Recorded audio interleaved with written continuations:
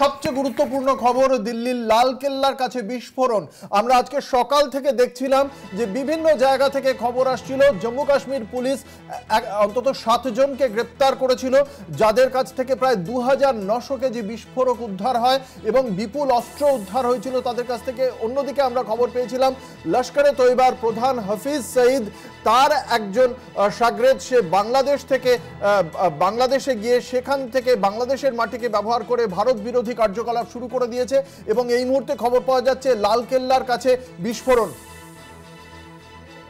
আপনাদের জানিয়ে রাখি যে 2900 কেজি বিস্ফোরক উদ্ধার হয়েছে তা জম্মু ও কাশ্মীরের বিভিন্ন জায়গা থেকে এবং দিল্লির ফরিদাবাদের কাছে পৌঁছে দেওয়া হয়েছিল সেই বিস্ফোরক এবং তার সঙ্গে সঙ্গে AK-47, AK-56 এর মতো মারণাস্ত্র। আমরা জানতে পেরেছিলাম যে আদিল আহমেদ বলে এক ব্যক্তি যে জৈশ-ই মোহাম্মদের হয়ে পোস্টার সাঁটাচ্ছিল শ্রীনগরে গত 19শে অক্টোবর, তাকে সেখান থেকে সেই কারণে গ্রেপ্তার করে জম্মু কাশ্মীর পুলিশ। তারপর তাকে জিজ্ঞাসাবাদ করে খোঁজ মেলে এই মুজাম্মিল বলে যে ব্যক্তি ফরিদাবাদে ছিলেন তার কাছেই পাঠানো হয়েছিল যাবতীয় বিস্ফোরক।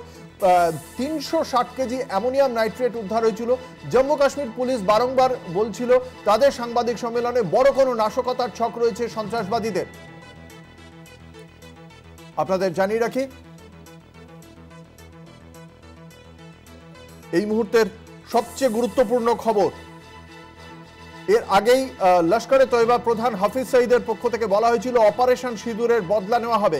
পাক মদতপুষ্ট যে সমস্ত জঙ্গি সংগঠন রয়েছে, জৈশ-ই মোহাম্মদ, লস্করে তৈবা তার অন্যতম, এবং তারা বারংবার বলছিল, এমনকি TRF এর পক্ষ থেকেও বলা হয়েছিল দ্য রেজিস্ট্যান্স ফোর্স যারা প্রাথমিকভাবে এই পহেলগাম হত্যাকাণ্ডের দায়ভার গ্রহণ করেছিল তারাও বলেছিল অপারেশন সিঁদুরের বদলা নেওয়া হবে। সেই দিল্লিতে লালকেল্লার কাছে বিস্ফোরণ, সেই নাশকতা কিনা সেই বিষয়টি এখনো পর্যন্ত খতিয়ে দেখা হচ্ছে। লালকেল্লার কাছে দাঁড়িয়ে থাকা একটি গাড়িতে বিস্ফোরণ হয়েছে বলেই জানতে পারা যাচ্ছে। আপনাদের জানিয়ে রাখি মাত্র কিছুক্ষণ আগে খুব স্বাভাবিকভাবেই ওই এলাকায় আতঙ্ক ছড়িয়ে পড়েছে। আপনারা দেখতে পাচ্ছেন সেই ছবি, দিল্লির লালকেল্লার কাছে এই ঘটনা।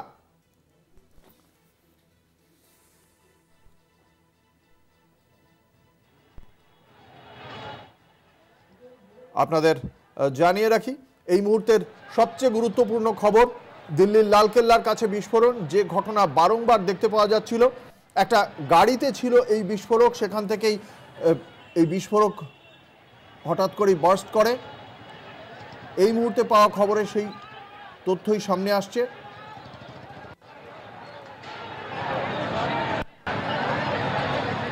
সেই ছবি এই মুহূর্তে আপনারা দেখতে পাচ্ছেন, দিল্লির লালকেল্লার কাছের ছবি।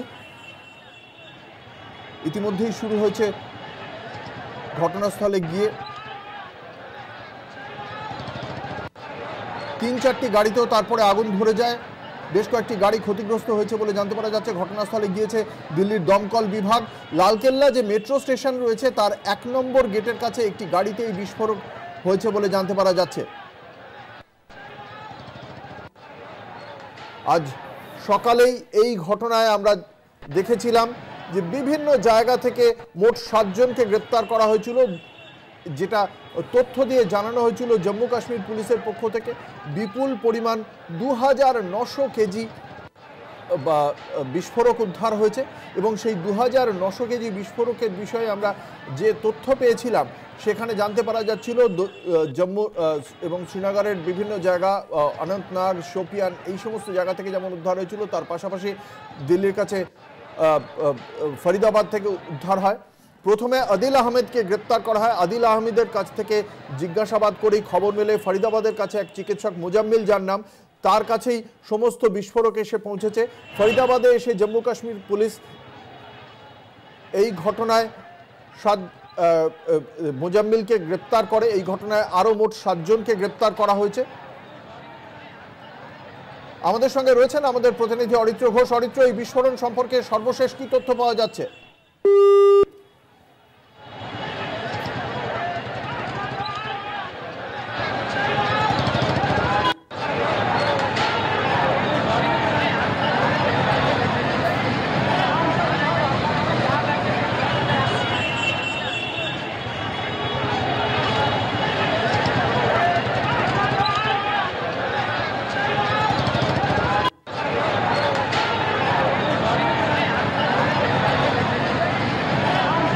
নয়াদিল্লিতে লালকেল্লার যে মেট্রো স্টেশন রয়েছে, মেট্রো স্টেশনের 1 নম্বর গেটের বাইরেই জানতে পারা যাচ্ছে এই বিস্ফোরণ ঘটেছে।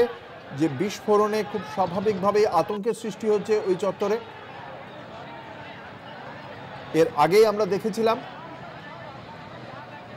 যে বিপুল পরিমাণ বিস্ফোরক উদ্ধার হয়েছিল,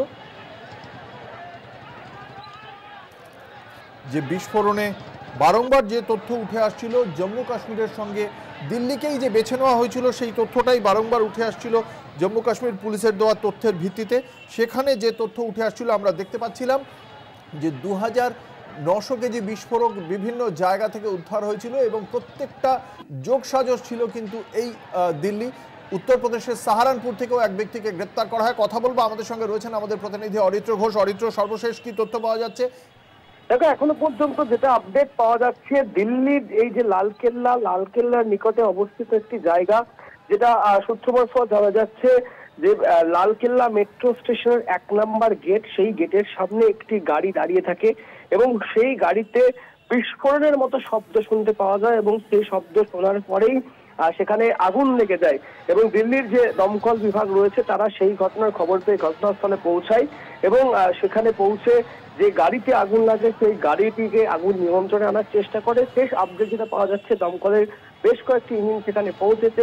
একই সাথে বম ডিসপোজাল স্কোয়াড থেকে সিকিউরিটি ফোর্স সকলকেই সেখানে মোতায়েন করা হয়েছে এবং কিভাবে বিস্ফোরণ ঘটলো, এই গাড়িটি কোথায় থেকে এসেছিল, কিভাবে এসেছিল, সেই সমস্ত বিষয়গুলি খতিয়ে দেখছেন দিল্লি পুলিশের আধিকারিকরা। খুব সাম্প্রতিককালে তোমাকে বলে রাখি যে আজকে সকালেই যে খবর সামনে এসছে, হরিয়ানা, দিল্লি থেকে বেশ কিছুটা কাছাকাছি হরিয়ানার একটি অঞ্চল থেকে বেশ কিছু বিস্ফোরক পদার্থ অ্যামোনিয়াম নাইট্রেট, যেটা কনফার্ম করেছেন সেটা যে পুলিশ আধিকারিকরা, অ্যামোনিয়াম নাইট্রেট উদ্ধারের ঘটনা ঘটেছে, আগ্নেয়াস্ত্র উদ্ধার হয়েছে। ঠিক তার কয়েক ঘন্টার মধ্যেই দিল্লির লালকেল্লা, অন্যতম গুরুত্বপূর্ণ একটি এলাকা, হাই সিকিউরিটি জোন বলা ভালো, সেই জায়গায় এই ধরনের ঘটনা এবং সামনেই মেট্রো স্টেশন, লালকেল্লা মেট্রো স্টেশনের যে 1 নম্বর গেট, সেখানে এই যে ঘটনা কিভাবে ঘটলো, কোথায় থেকে ঘটলো, পুরো বিষয়টি পুলিশ খতিয়ে দেখছে। কিন্তু সব থেকে যেটা প্রশ্ন চিহ্ন হয়ে দাঁড়াচ্ছে, দিল্লির মতো হাই সিকিউরিটি জোন, যে দিল্লির নিরাপত্তা ল অ্যান্ড অর্ডারের দায়িত্ব রয়েছে মিনিস্ট্রি অফ হোম অ্যাফেয়ার্সের, অর্থাৎ স্বরাষ্ট্র মন্ত্রকের দায়িত্বে থাকা পুলিশ এই গোটা দিল্লির নিরাপত্তার দায়িত্ব থাকে, সেই জায়গায় দাঁড়িয়ে লালকেল্লার মতো গুরুত্বপূর্ণ রাস্তা বা লালকেল্লার মতো গুরুত্বপূর্ণ জায়গায় কিভাবে এই গাড়ি এলো, কেনই বা এলো, কি উদ্দেশ্য রয়েছে, কেনই বা সেই গাড়িতে বিস্ফোরক মজুদ ছিল বা কোথায় থেকে বিস্ফোরণ হলো, সমস্ত বিষয়গুলি কিন্তু খতিয়ে দেখছেন দিল্লি পুলিশের আধিকারিকরা। সব মিলিয়ে সর্বশেষ আপডেট যে সেখানে ইতিমধ্যে দমকলের আধিকারিকরা পৌঁছেছেন এবং গোটা আগুন তারা নিয়ন্ত্রণে এনেছেন। বাকি দমকল অপরাধ থেকে তদন্ত করা হবে এবং সেখানে ঠিক কি পরিমাণ বিস্ফোরক ছিল, আদতেও কি বিস্ফোরক ছিল নাকি অন্য কোনো কারণে এই বিস্ফোরণ ঘটনা ঘটলো, সেই পুরো বিষয়টি খতিয়ে দেখা হবে। কোনো হতাহতের খবর রয়েছে কি? দেখো, এখনো পর্যন্ত প্রিলিমিনারি রিপোর্ট দিল্লি পুলিশ সূত্র থেকে জানা যাচ্ছে এখনো পর্যন্ত কোনো রকম ক্যাজুয়ালিটি রিপোর্টেড হয়নি। আগে পুরো বিষয়টি নিয়ন্ত্রণ করে নিতে চাইছেন দিল্লি পুলিশ এবং দমকলের আধিকারিকরা। পরবর্তী ক্ষেত্রে কোনো ইনজুরি রয়েছে কিনা, বার্নিং ইনজুরি রয়েছে কিনা বা ব্লাস্ট ইনজুরি রয়েছে কিনা, সেই পুরো বিষয়টি খতিয়ে দেখা হবে এবং পরবর্তী ক্ষেত্রে টাইম টু টাইম তার আপডেটও দেওয়া হবে। অবশ্যই আপনারা দেখতে পাচ্ছেন সেই ছবি, দিল্লির মেট্রো স্টেশনের 1 নম্বর গেটের সামনে গাড়িতে বিস্ফোরণ, যে বিস্ফোরণের ফলে এখনো পর্যন্ত প্রাণহানির কোনো খবর নেই। ঘটনাস্থলে ছুটে গিয়েছে দমকল বাহিনী। ওই একটি গাড়ির পাশাপাশি বেশ কয়েকটি গাড়িতে আগুন লেগে যায়। ঘটনাস্থলে গিয়ে সেই আগুনও নিয়ন্ত্রণে আনা হয়েছে। ফরেন্সিক ডিপার্টমেন্ট পৌঁছেছে।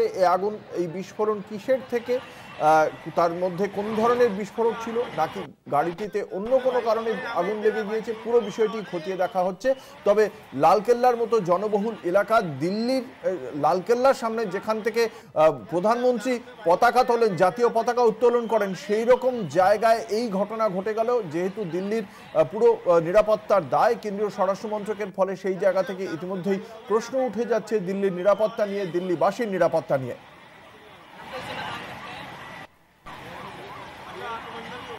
मुझे डर अपने भाई का, मेरा भाई यही तो खड़ा होना है।